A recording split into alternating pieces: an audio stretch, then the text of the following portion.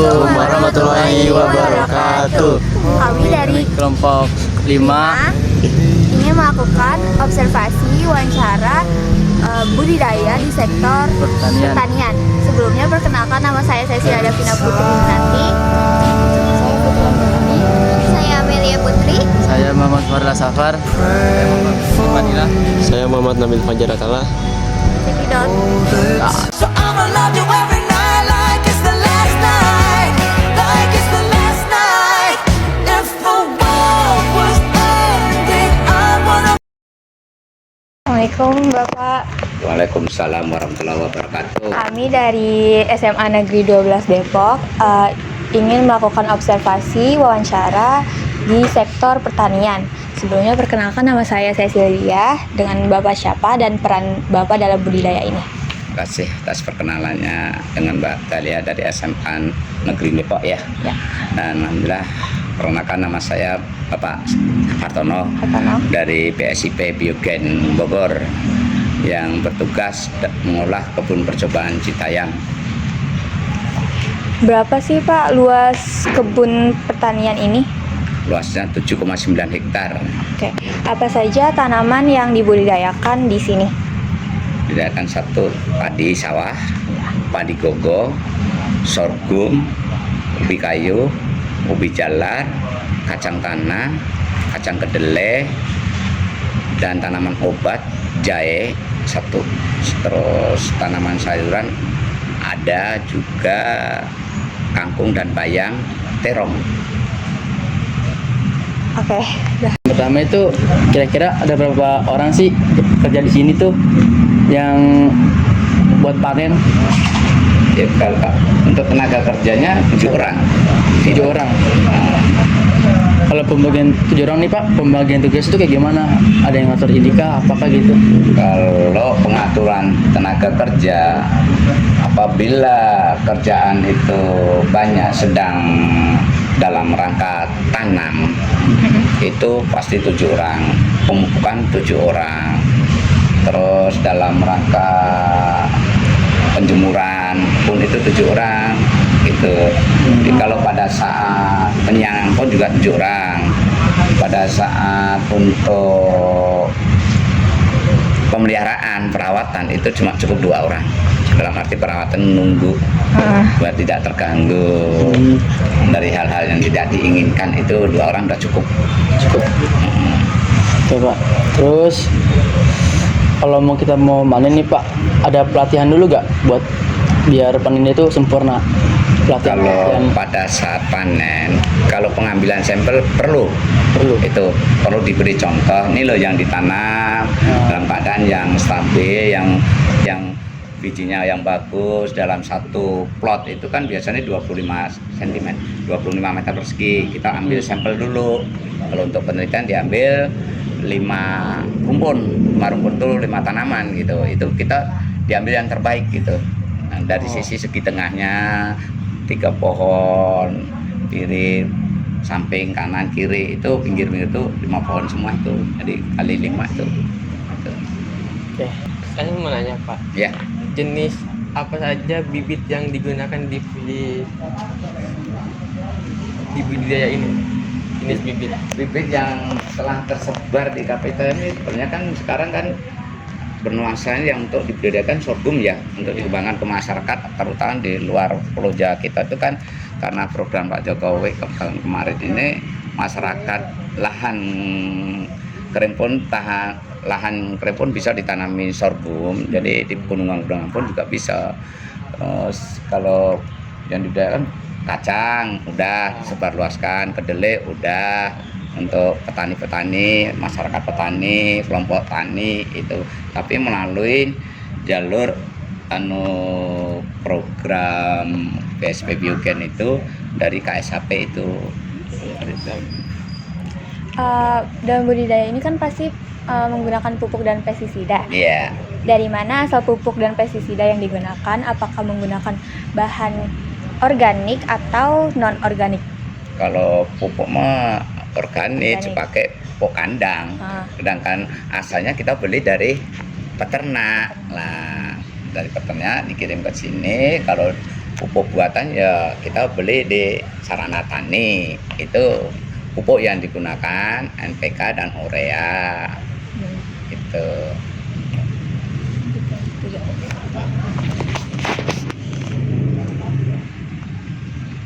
Pak, bagaimana cara pemilihan dan pengolahan bahan baku seperti air, pupuk, pestisida? Kalau untuk pengolahan air, kita secara langsung untuk pengairan ya, itu kita menggunakan pompa diesel. Jadi kita nyedot dari sungai baru ini, kita menggunakan pompa diesel. Bapak izin bertanya, Ya, alat atau mesin apa saja yang digunakan dalam proses budidaya? kalau alat untuk mekanisasi pertanian dalam alat elektronik ya digital itu menggunakan traktor Fluid mereknya. Nah, satu merek traktor itu untuk bajak tanah. Bajak tanah itu ada bajak sengkal sama bajak rotari. Kalau bajak sengkal itu untuk pengolahan tanah pertama. Kalau bajak rotari untuk menguburkan tanah itu. Dan itu bajak Isaki itu, lihat fotonya nanti ada ya. Ya, baik, Nah, Pak. kalau untuk mengemburkan itu tadi rotari. Nah, untuk pembuatan beludan juga ada. Jadi misalnya tanam kopi kayu, kopi jalar, kita akan bikin beludan itu dulu. Nah, itu ada bajak rotari dan bajak sengkal jadi satu untuk mengemburkan, satu untuk juga lubang gitu. Seberapa sering alat-alat tersebut diperbaiki atau dirawat? Kalau perawatan setahun dalam perawatan itu kurang lebih hampir rutin itu sebulan pasti ada perawatan. Baik, Pak. Bagaimana efisiensi alat dalam proses produksi? Apakah ada kendala teknis yang sering dihadapi? Kalau yang kendala teknis untuk kendala alat mekanisasi itu ya pasti ada.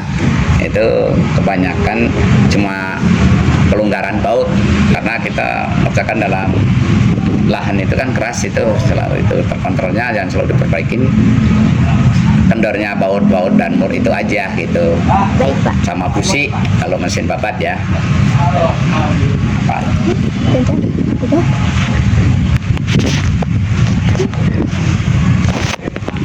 Oke Bapak, selanjutnya saya mau menanyakan tentang lingkungan di lahan ini. Bagaimana kondisi tanah, iklim, dan sumber air di lahan budidaya ini Bapak? Kalau sumber tanahnya alhamdulillah gembur ya. Nah, kalau iklim kita kan di iklim cuaca di Citayam ini kurang lebih kan panas ya, panas sekali karena di garis khatulistiwa kan kita di Tripata ini. Nah, terus curah hujannya pun juga kurang, gitu. Oke, selanjutnya apakah ada dampak lingkungan yang diperhitungkan selama proses budidaya seperti erosi tanah dan polusi air? Kalau untuk budidaya yang di ini, kalau erosi tanah nggak ada ya.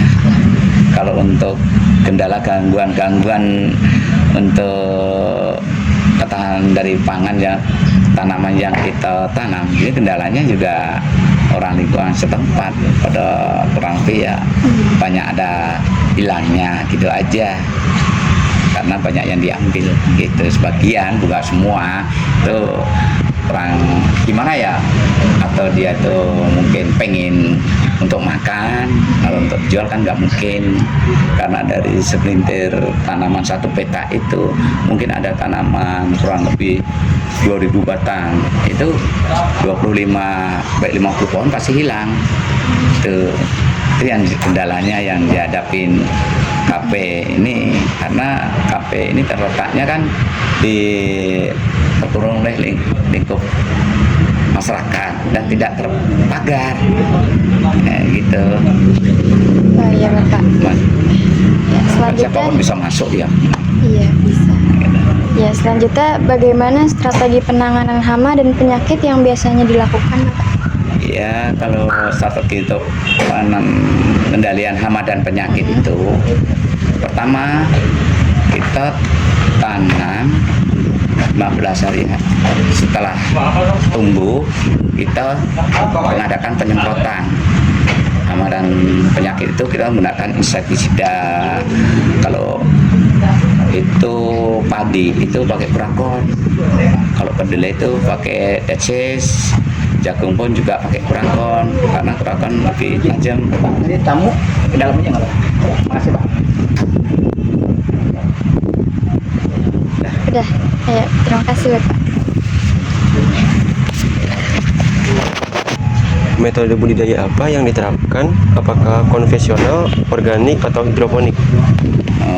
Organik kita mengenalnya organik, karena kalau hidroponik nggak standarisnya nggak, karena itu kan lahan ini kan lahan untuk pengujian dan penelitian digunakan untuk penggunaan dari sektor peneliti, mungkin penelitian dari BRIN, dari sektor dinas pertanian mana yang masuk di bidang lahan pertanian ini gitu.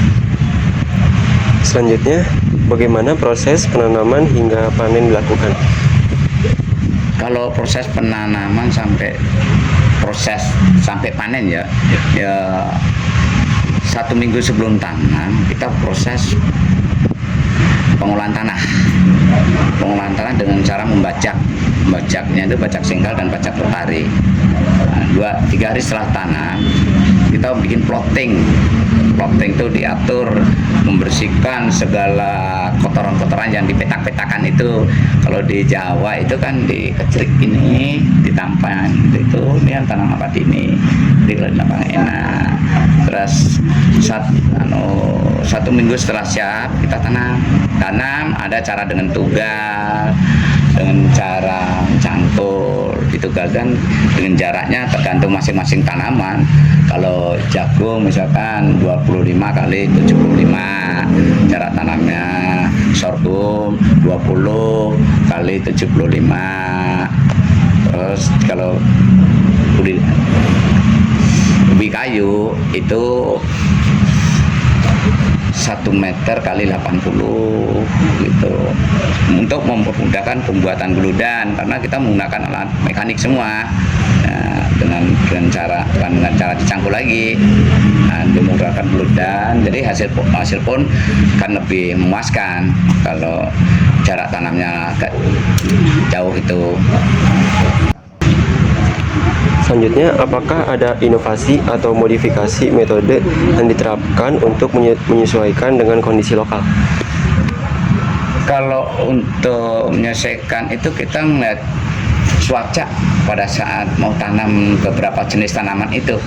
Kalau kita mau tanam jenis tanaman padi, kita lebih bagus mendekatin cuaca yang curah hujan yang tinggi, mendekatin musim hujan ya kan.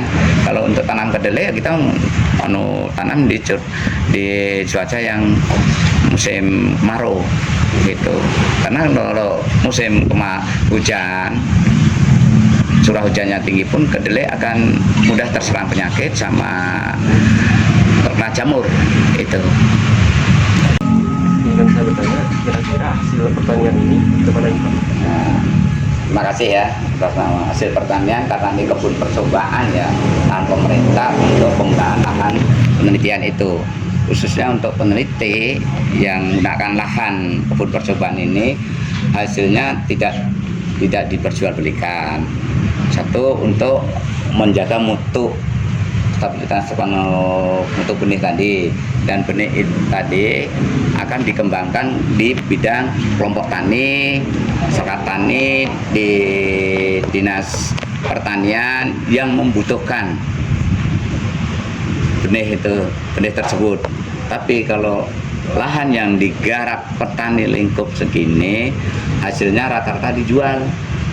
Kan ada garapan petani yang dulunya bekerja di sini, lahannya kosong, dimanfaatkan, digarap, itu hasilnya dijual karena untuk menambah kebutuhan hidup petani tersebut gitu. Demikian wawancara dari SMA 12 Depok.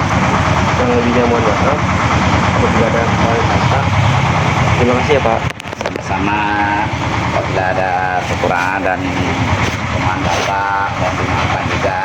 Mudah-mudahan sekolah hari ini berakhir sukses ya, sesuai dengan cita-citanya masing-masing. Yeah, Valentino. When I get up